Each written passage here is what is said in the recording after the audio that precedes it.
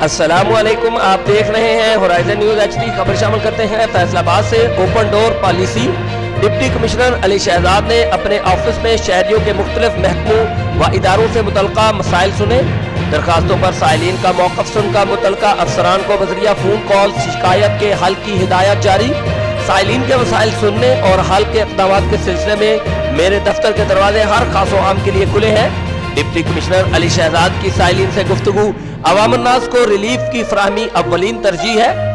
شہری اپنے مسائل پیش کرنے کے لیے بلا رکاوٹ رابطہ کریں۔ Deputy commissioner Ali Shahzad. Open door policy پر بلا ناغہ عمل درآمد جاری ہے۔ ڈپٹی کمشنر فیصل آباد۔ Report Hammad Soomro, divisional bureau chief Faisal آباد، ہورائزن نیوز ایچ ڈی۔